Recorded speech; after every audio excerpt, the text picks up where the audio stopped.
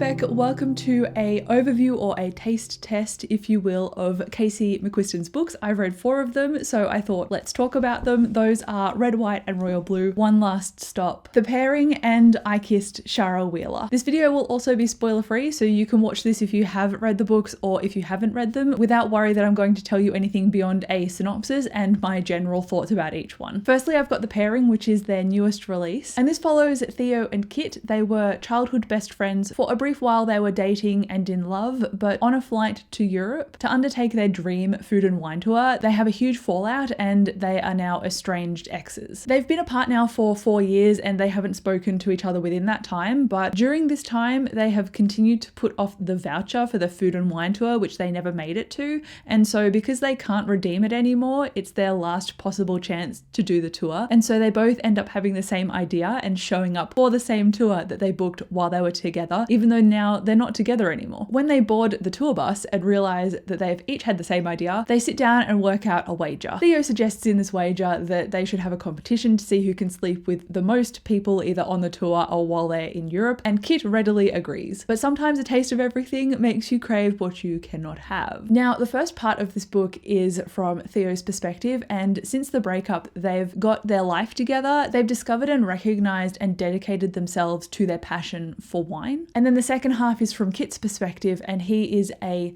pastry chef in France. Theo is passionate and Kit is successful but lonely, and when they run into each other and they start to rekindle and bridge the gaps of that 4 years where they didn't know each other, you got that sense that they both felt really lonely and they've grieved the loss of each other and figured out who they are without each other, because they were so inseparable growing up during childhood that it's always been a given that one of them was there for the other. But now they've figured out who they are apart, and now upon meeting again in present day, I got a real sense of melancholy from this book because they're realizing that they've missed out on all this time together and they've grown into people that they recognize but don't quite know in present day. And seeing their connection and the litterings of humor throughout this book, it made me want to know what the fight was that ultimately broke them up. And for a while I was a bit worried that it was based on a miscommunication, but it was a little bit more involved in that, and I was hoping that you'd see that a bit earlier in the book, so it drew out the explanation a little bit longer than I expected, but we did get there, so I can't complain too much. I was waiting for these characters to actually sit down and have a conversation, and they did work their way towards it. It was a satisfying read. There was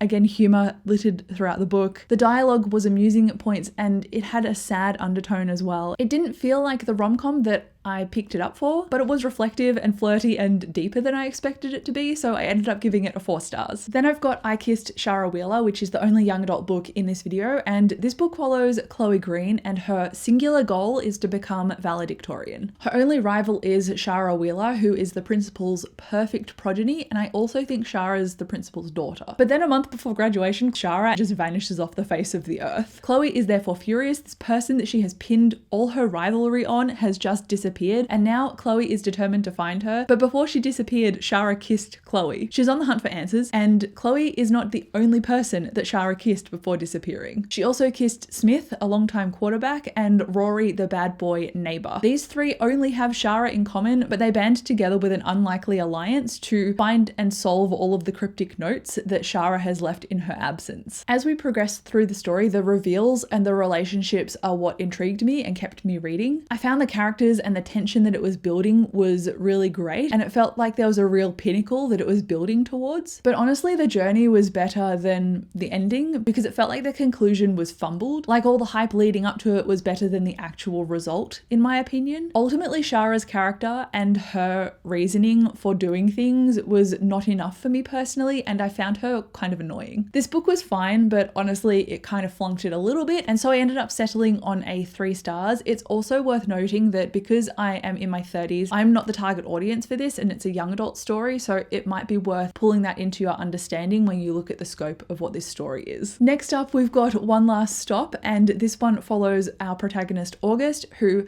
up and moves to New York City. August is a cynic and she doesn't think that love stories or magic exist. She also believes that the smart way to go about life is being independent, so she doesn't really have anyone that she closely trusts. In New York City, she moves in with a couple of weird roommates and she ends up getting a job at a local 24-hour pancake diner. And while she is settling into a routine, she runs into this gorgeous woman on the train named Jane. Jane is charming and mysterious and they hit it off, but soon August realizes that she doesn't run into Jane anytime other than when she's on the train, and it turns out that Jane is actually displaced in time from the 1970s. Therefore, August is determined to solve this mystery and help Jane eventually get off this train that she has been stuck on in time, and it seems like quite an unhinged premise. I suspended my disbelief so hard with the magic in this story, and I think that's because I'm primarily a fantasy reader, so I really appreciate a detailed and strong magic system, which this didn't have. It was just a bit of magic whimsy thrown into a otherwise romantic story. But I did like the weird roommates. They turned out to be lovely and supportive, and it built that found family dynamic around August that she has not had before, because she's been chasing this independence and she's finally starting to grow and let people in and let people help her. I really did think that the evolving relationships were the strengths of this book, and I really enjoyed seeing August's character journey as well. Just going from realizing who she is as a person to coming out of her shell and finding purpose. Overall, it had a decent plot and a sweet conclusion, and I gave this one a 4 stars. And then we've got Red, White and Royal Blue by Casey McQuiston, the final book that I'm going to talk about, and this one follows first son Alex Claremont Diaz, and he is the closest thing to a prince on this side of the Atlantic. I call him first son because his mother is President of the United States,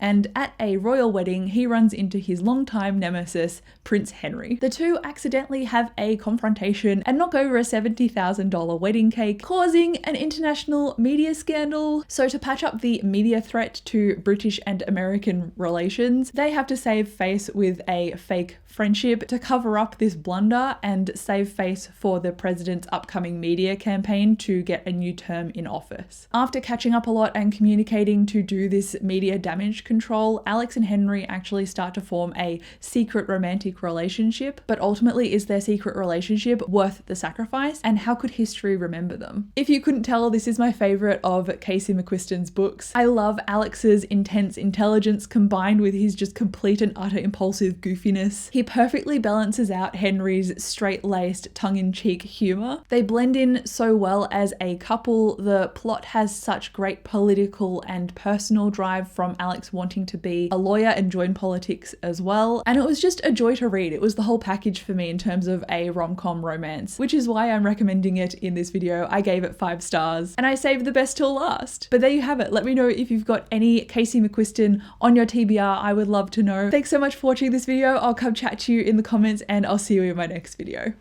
Bye.